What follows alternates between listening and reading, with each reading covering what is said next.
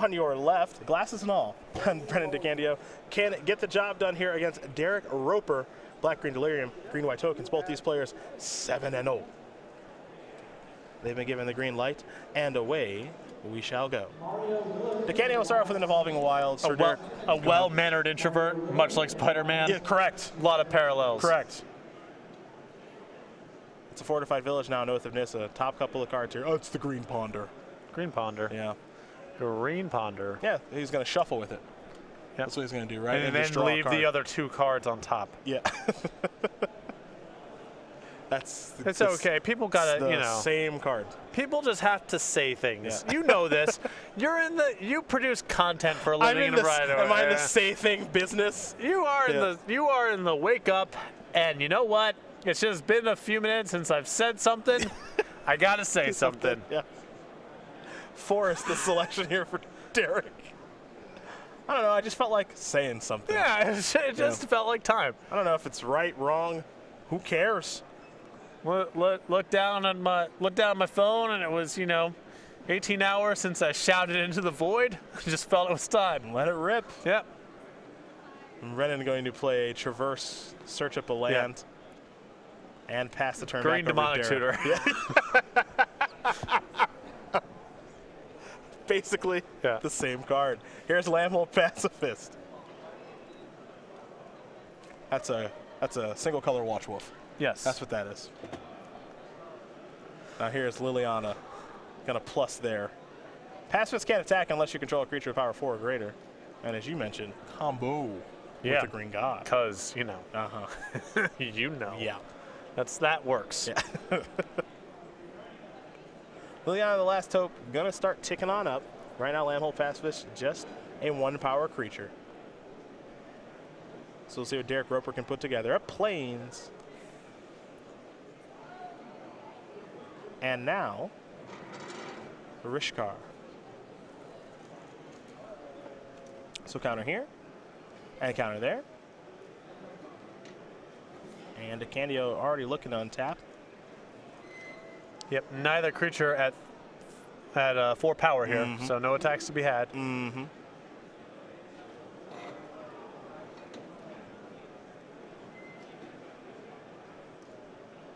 And now he'll untap. Hissing Quagmire, the draw here for Brennan. 2 cards in the graveyard, a sorcery and a land, so halfway home for Delirium.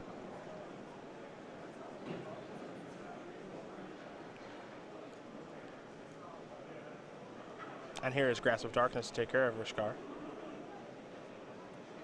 Liliana's going to go up on Lambhole Pacifist. And to the slaughter accidentally revealed, Hissing Quagmire the play. And that's a rough one to reveal here because Roper with Nissa in hand. And generally the Planeswalker turn. There's a Plains. You would, in theory, have Liliana to answer the token, and then to the slaughter to answer everything else. A couple of knuckleheads here in Sylvan Advocates. And we're going to head back over to DeCandio, who will now draw a card. Hissing Quagmire, the draw.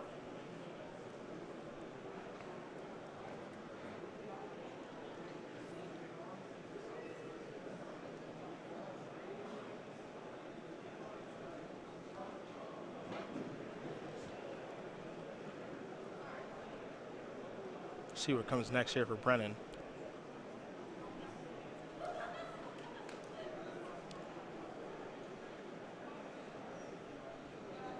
Well, he has enough. The problem with the plussing the Liliana here is if Roper untaps and just plays any 4-power creature, then suddenly your Liliana's dead.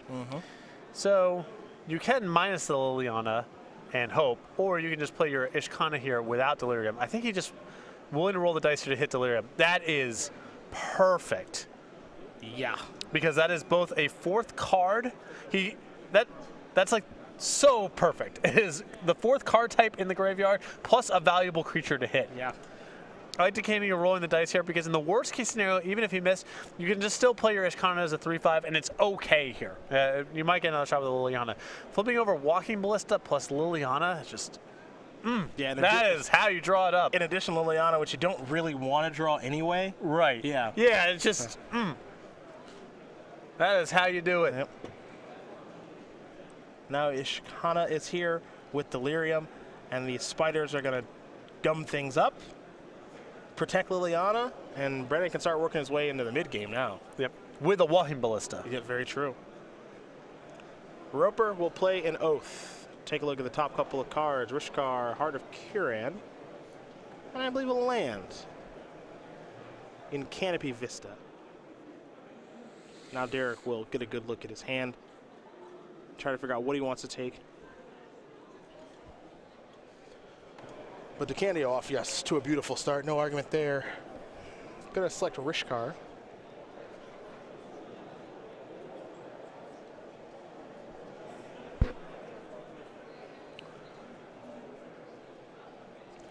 And now here's Nissa.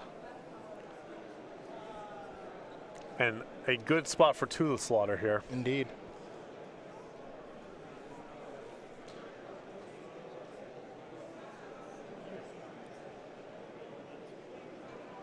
Roper's going to plus Nissa. There's the 0-1 plant. I think Liliana will be taking care of that soon enough. DeCandio will draw Vessel of Nascency. Telling there that Roper there played a Scattered Grove, indicating that he has some expensive plays in the deck. Okay. There's To the Slaughter. Yeah, Scattered Grove, the new cycling land. Looks a lot like Canopy Vista, too. That happens a lot with those dual lands, though. There's a Hissing Quagmire, there's Vessel of Nascency, and pass the turn back. So another good exchange there for DeCandio. Not a great performance there by Lambhole Pacifist. No. Showed up on 2, No. got a risk card counter, didn't attack or block once, and then died. Yeah. Tough go of it. Yeah, it's a, you know. There's another game, Right. potentially 2 more, to really shape it up.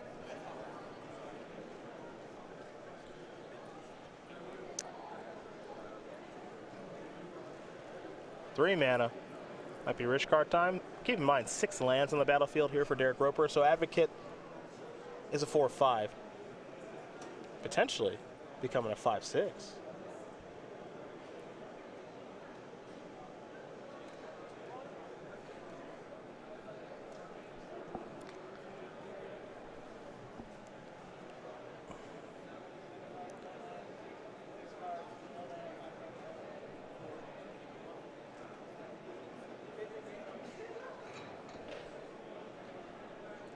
The follow-up, Nissa. All right.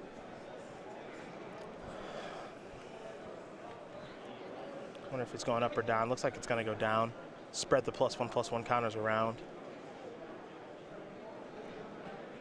And in with at least 1 Advocate, maybe more than that.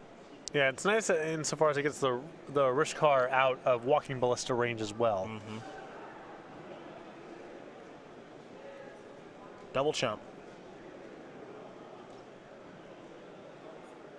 DeCandio will draw. Can he beat these very large green creatures is the question. Now, if that's Noxious Gearhulk, the answer is yes, and it is. So Noxious Gearhulk is going to take care of Sylvan Advocate. Liliana is going to go up. And what gets really tough here is that every time Noxious Gearhulk dies, it's probably coming back. Yep.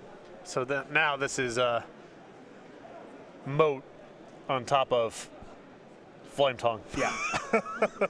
It's a tough combo of cards for a ground pounder deck to beat. Yeah.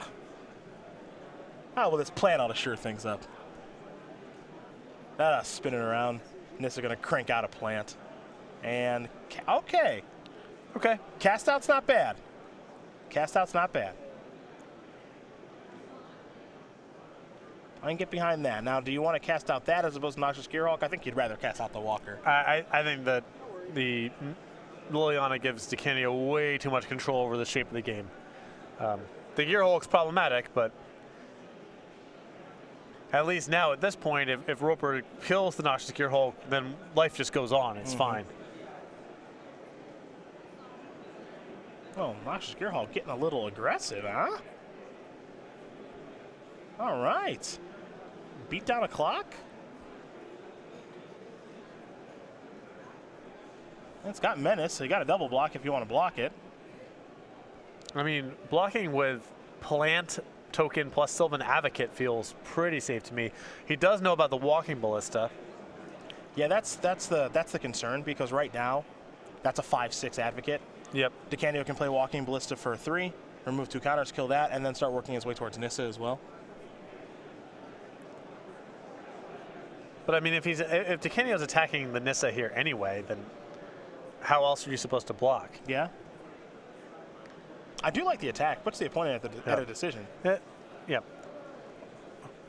Roper can't protect the Nissa because there's walking ballista in DeCandio's hand plus 6 mana on the table here. So if he's not willing to lose the Sylvan Advocate here, he should just not block. Vessel of Nascency will reveal Grim Flayer and Obnixilus. Yeah, the rest doesn't matter. He's taking the Planeswalker real quick. And now he'll take care of the Sylvan Advocate. And DeCandio is really starting to run away with this game with his Delirium deck. The Aftermath card, of course, is never to return. And Roper will draw a card for the turn. And he is just out. Yeah, he's on E. He's got a Rishkar that's a 4/4 and an 0/1 plant token. As opposed to some of the other builds we've seen, I think DeCandio, at least game 1, has more haymakers in his build of Delirium than we've seen most of the other green-black decks so far. Angel of Sanctions off the top. A card that we saw a little bit earlier in the day, we will take a look at again. It's a new one from Mom and Ken. I'm curious to see just how much of this card we end up seeing. It's got some relevant game text. 5 mana, 3/4, enters the battlefield. Exile target non-land permanent until Angel of Sanctions leaves the battlefield, but then it's gotten Balm. So, gets to come back and do it again. Here comes Noxious Gearhulk. No real good blocks there, so Roper will take 5. The follow-up here for DeCandio, I think, is going to be one of those walking ballistas he has in his hand. He has 2 now. He'll play 1. Roper knows about this one. 3 counters on the artifact creature. It's not that Angel of Sanctions is bad in this spot necessarily, but it can attack because of the Ishkana. And once it dies, yes, Roper can embalm, but DeCandio is going to unlock an Obnixilus that's just another Terminate. And even if you embalm again, it's just too much. Yep. Too many Terminates, too much card advantage. DeCandio draws. Remember, he's got another walking ballista in hand. He's also got that one on the battlefield. That's a 3/3. Here comes Noxious Gearhulk again, making life very difficult for Derrick Roper.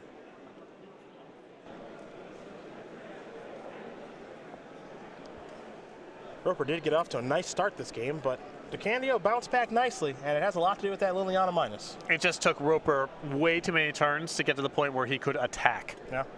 And in fact, I don't even know if it ever happened, really. It didn't happen with the Pacifist. Yep. That's for sure. And you see DeCandio's life total now. He's at 27. He's sitting pretty. The follow-up is a Grim Flayer with the ability to activate Walking Ballista, put a counter on it. Now, all of a sudden, we start working ourselves into a different game, which is, I don't know, maybe I'll machine gun you out with Walking Ballista. Maybe I'll do it with the Spiders. Who knows? But in the meantime, I'm certainly going to keep attacking. That's for sure. Put a counter on the Walking Ballista, Will Brennan.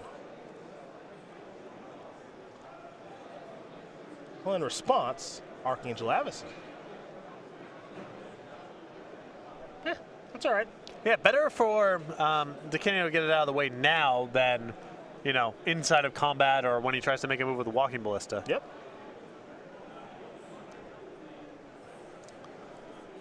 I mean, now if he wants to, he can simply shoot down the Angel, Obnixilus back, and get Obnixilus back and take care of Archangel Avacyn. The other Angel, yeah. Yeah.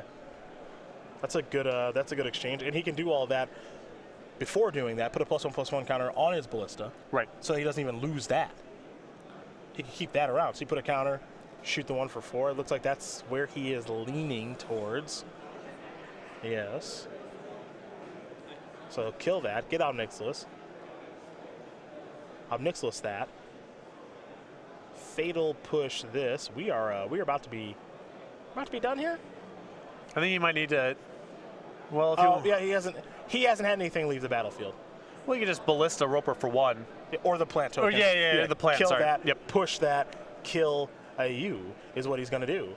Brennan DeCandio is going to win game number 1 here over Derrick Roper. Black-Green Delirium up a game here for green-white tokens. Now that black-green game, black-green looked impressive. And Roper there had some really good draw steps even in some of the turns where he was kind of on the ropes and looked out of it. Angel of Sanctions into Archangel Avacyn, some of the better parts of his curve, but DeCandio, too much control of the battlefield there with Walking Ballista, too much card advantage, too much removal. Sideboards is where we're going to go because that's where both players are at. I'm going to start with Derrick Roper, who's got 3 Tireless Tracker, 3 Fumigate, 2 Heroic Intervention, 2 Linvala the Preserver, 2 Ajani Unyielding, 2 Forsake the Worldly, 1 Westvale Abbey, a card we haven't seen for a long time. Now, of course, when we think about Market Vehicles, they switch. They want to try to go long against Delirium and Black-Green decks in general. Does Green-White Tokens want to do the same? I don't think so in this matchup. I definitely would bring in the 3 copies of Tireless Tracker and the Westvale Abbey and the 2 copies of Ajani Unyielding. I think those are all nice cards for the matchup. I think it's dangerous to go to something like the copies of Fumigate here. I think DeCandio just plays that game a lot better. But I do like the cards that are proactive that also generate some card advantage like Tireless Tracker and Ajani Unyielding. Other side of things here for DeCandio, he's got 2 Never to Return, 2 Appetite for the Natural, 2 Liliana Death's Majesty, 2 Kalida's Trader Aget, 2 Yenni's Expertise, 2 Lost Legacy, then another Manglehorn, a Scarab Feast, and his own Tireless Tracker. The Tireless Tracker, the 2 copies of Kalida's, the 2 copies of Liliana, and the 2 copies of Never to Return. I think just removal spells, creatures that card advantage, things that muck up the graveyard, threats that are able to win the game kind of solo. Those kind of cards will be good here. Well, those are the options there for each player. They'll finish sideboarding, shuffling up, and Derrick Roper will be on the play for game number 2. But in the meantime, we're going to talk about SCG Game Night, the very popular promotion. We want to thank all the stores and the players that do take part in it. And for the month of May, which does begin on Monday, Imperious Perfect is what you can win. Yeah, you can head over to go.srcgames.com/game night, find the game night closest to you. Every month we send out new kits with pins and tokens for stores that run game night, who then can give them to their players during game night and have a lot of flexibility to run the event however they would like to. We're coming up on May, starting I believe on Monday, and we have just announced the May kit here. It's the Imperious Perfect, and a couple more kits coming down the pipeline here in June. The Murderous Red Carp, and then in July, Goose of St. Traps. Again, go to StarCityGames.com/game night. Find the game night close to you. Stores, if you want to get us signed up for game night, contact your Star City Games in-store play representative. Game number 2 about to be underway here between Brennan DeCandio and Derrick Roper. Black-Green Delirium, Green-White Tokens. But Patrick, I have a question here from the old Twitter sphere that it must be answered. They all do. We are curious about your thoughts on the Unicorn Frappuccino at Starbucks. I totally missed this controversy. That is one of the nice things about getting into your mid-30s, you know, with a career and kids and whatever. Things like this, you see it, and I look at it, and I'm like, I don't want to know what this is. People seem pretty heated about it, don't care. I didn't engage. I saw it. When I saw Unicorn Frappuccino, I know that's a thing that happened, but I totally missed it. I have no idea what the controversy was or is, if it is still ongoing, who won. I don't know. I don't know any of it. But you can talk to me about it. Let me know what is going on. It's just it's a novelty frap. Okay. Novelty frap. Some people were totally into it. Some people not a big fan. Okay, and because of this, therefore what? Like, well, there are more novelty fraps on the way. Okay. So this is a niche market here. Apparently, quote, after the success of the Unicorn Frappuccino, Starbucks is about to go cray on novelty fraps. Perhaps I should ask you about your thoughts on the word cray. Yeah. I mean, yeah, this is just death of Western civilization stuff right here. Starbucks is going cray with their various boutique frappuccinos, and people care in either direction. And we are doomed. There might be more pressing matters at hand. Yeah. Tough to say. You'll never catch me. Now, I obviously live in Seattle, where there are a lot of Starbucks. I've seen many a unicorn frap. Sure. It's not a good look. Just as so below the bar for a thing to care about. Yeah, that's true. That's true. But people got to find something to be upset about. I guess. One day it's Felidar Guardian. The next day it's Unicorn Fraps. Who knows what happens next week? I think it's fine for people to be upset about Felidar Guardian. That was stupid. That affected people's quality of life and was stupid and easily preventable. That's a fine thing to be upset about. The Unicorn Frap is going to affect your quality of life if you have too many of them, trust me. But that's one of many things at Starbucks, right? That's true. That's true. Here's a Tireless Tracker and a land, which means a clue is on the way. Caffeinated sugar beverages. The first of its kind. Yep. a Swamp, a Gonti, Lord of Luxury. I got to watch firsthand, this was many years ago, but still, firsthand TBS's struggles with the apple fritter. I've seen Starbucks already cause a lot of damage. The apple fritter? Yeah. That doesn't even sound good. I'm not the target.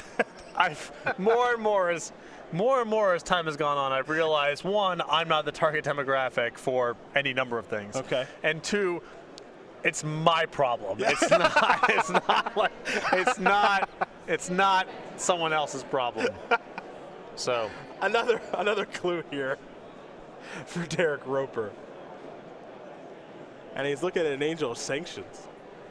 Now Gonti, I believe, picked up the green god Aronis there for Brennan DeCandio.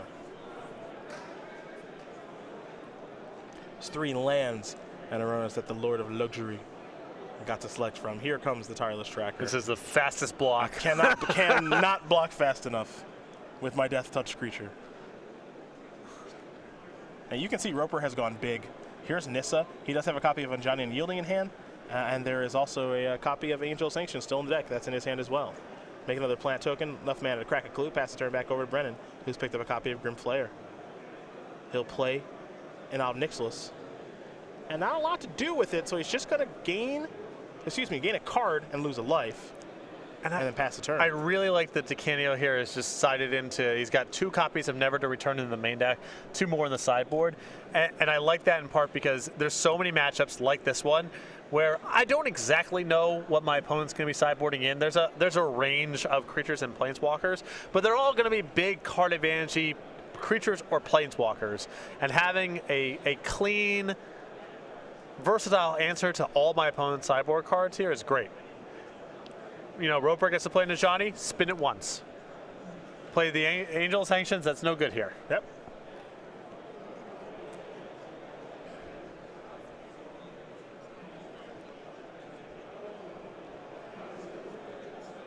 Might be time for Rishkar. Looks like it looks like there was a little confusion. There isn't anymore.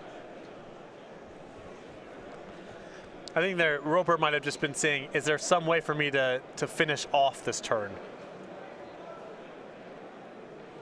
The Ob Nixilis. Sure. I don't believe so. I do not believe so either. Gets 2 from the Rishkar, 2 from the Nissa. Mm-hmm.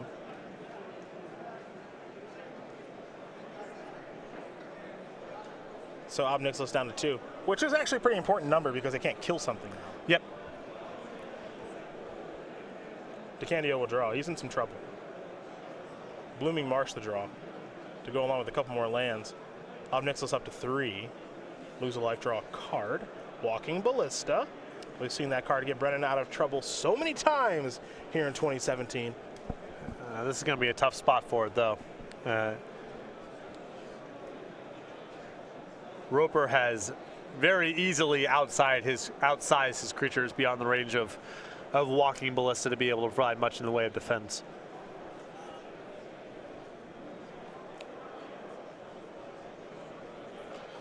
There's definitely a time of my life where I would have had a passionate opinion one way or the other about a Unicorn Frappuccino.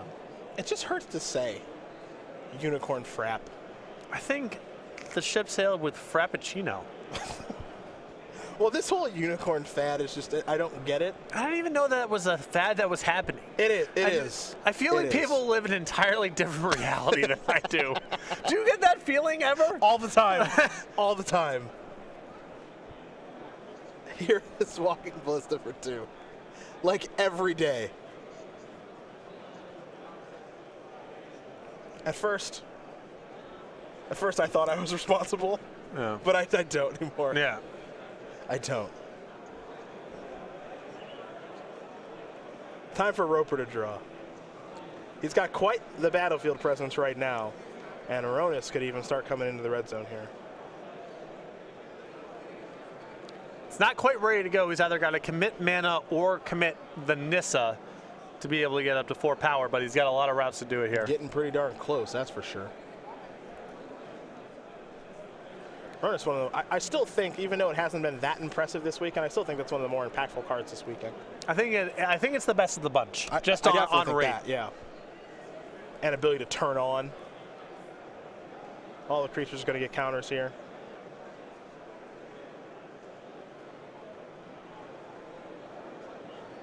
Baroness is on now. Now Roper's just got to try to figure out how to attack. I'm thinking everything is clear for takeoff. It's just does something want to go after Obnixilis here? That's the big question. It looks like it's going to be a 2-2 split.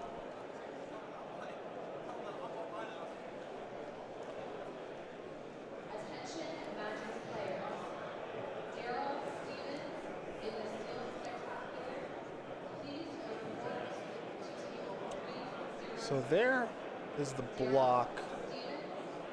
Walking Bliss is going to do some damage upstairs. I think we might have a push to kill Rishkar to leave Obnixilis alive. So that's a pretty good exchange. And now another push to kill a token makes it a better exchange. But I got some bad news here for Brennan, I think. I mean, he's not out of the woods yet by a long shot, and seems unlikely that he'll be able to contain the god for the duration of the game too. Just too much mana, a lot of size on the battlefield. Thought we might see a Johnny Unyielding post-combat. Now I think we will. And I love this.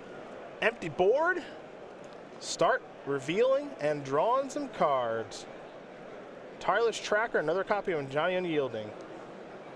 One's already going to be tough enough. I'll be shocked if Brendan can overcome the second one if we ever get to that point. He'll start by plussing Obnixilis. He'll draw a card. Grim Flare among the cards in hand here for DeCandio. He'll play a Swamp for the turn. And it looks like maybe he's just got 2 Grim Flares and 2 lands. And as good as Grim Flare can be sometimes, I don't think it's good enough in this game. No. I mean, yeah, and he agrees. He is out of here. Letting that one go. Yep. He is behind as can be. So Derrick Roper going to win game number 2 here against Brennan DeCandio. Green-white tokens, black-green Delirium getting ready here for a 3rd and final one. And this is, you know, to see the Ajani's and stuff like that, not much of a surprise. I think people like to try to go over the top of black-green decks, and Ajani is a card that allows you to do that, along with some other cards hanging out in Roper's sideboard. Yeah, and part of the reason I don't like going to Fumigate is I think that Roper getting ahead on the table, being a little bit bigger with all of his pumping effects, and then winning the game with Ajani is much more effective of a strategy than trying to like do the Fumigate dance and commit enough to make DeCandio commit more than enough to Fumigate and then win with the leftovers. I'm not a huge Planet that fan, but it does become more attractive on the draw.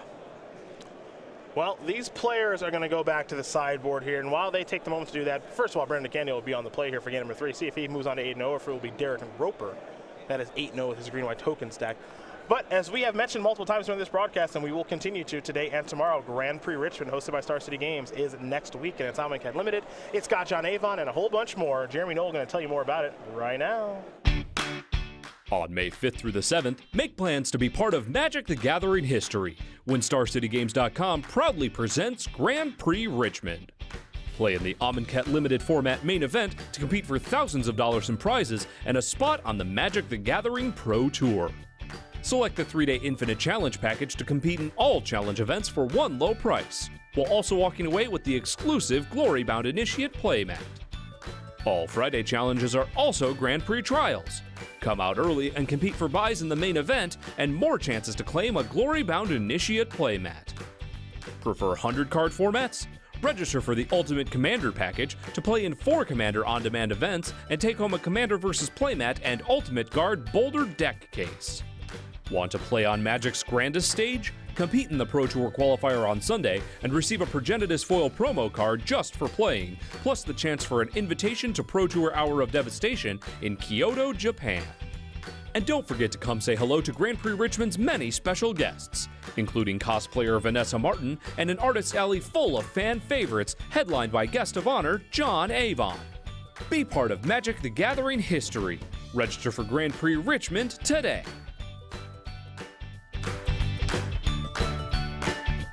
StarCityGames.com/GP Richmond for more information. May 5th through the 7th. Hopefully we'll see you in the River City next weekend for a little Amonkhet Limited. Meet John Avon, get some cards signed, have some fun. And hey, playing that Sunday PTQ. Kicking it old school.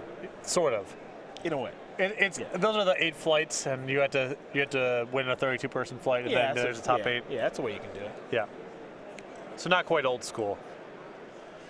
You're not crammed into the the basement of the Westchester.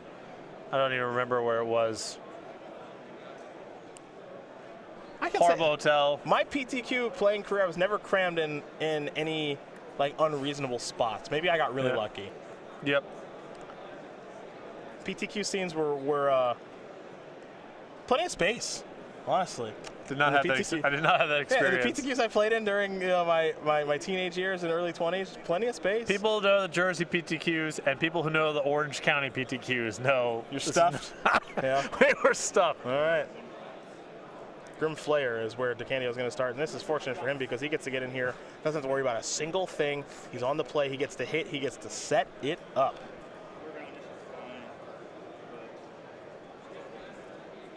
And Grim Flayer, so important just kind of naturally in the matchup, getting to the delirium and setting up his draws, but also having some pressure here gives Roper a lot less setup time, takes a lot of sting out of the more expensive cards he's boarded in, and makes it much harder for him to get to his Planeswalker. So even setting aside the attacking, the delirium, the agency over the draw step, it just takes so much pressure off of the Planeswalkers from DeCandio's side. Yeah, it's nice that Grim Flayer has trample too.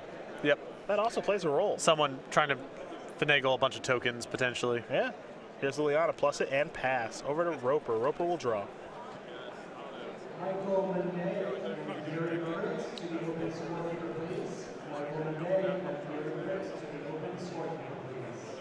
There's Ronus, which is, well, it's there. Observing. For now. Walking amongst the people. Yeah. That's what the gods do in Amonkhet. More like the Watcher from the Fantastic Four than a god. I'm not here to interfere. There might come a point where I can't help myself, but I'm here mostly just to kind of hang out and look. Yep. Another hit with the flare, and now Brennan will continue doing his thing. Strict non-intervention policy. Just hanging out with his unicorn frap, watching the game. Sorcery, instant, creature, land. So we're all up. Tracker, clue. Got it all. Over to Derrick Roper we go.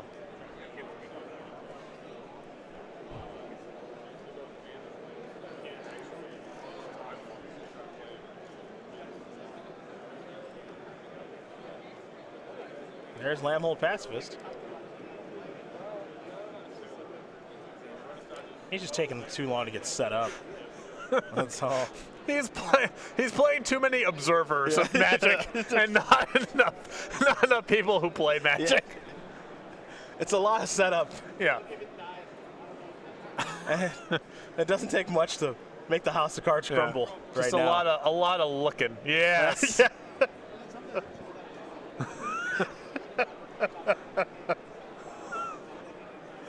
That is good production work right there. That's good work. Removal spell, Grim Flayer gonna hit again. It's a one-sided affair here in game number 3 between DeCandio and Roper. We had some good back and forth to start. Hissing Quagmire gonna go into the graveyard. Russell gonna stay on top. The God had one game of being super sweet. It did. Awesome in game 2. Roper will draw. That is going to do it for this particular match. Brennan DeCandio going to win this game and match over Derrick Roper 2-1. Black Green Delirium will take care of green-white tokens. And for Peter Parker, 8-0 could be our 9-0 at the conclusion of the day. He seems to have this deck down. Yes. Yes, he does. Yeah. A lot of success, a lot of week 1 success. Different build than last time in a variety of respects, but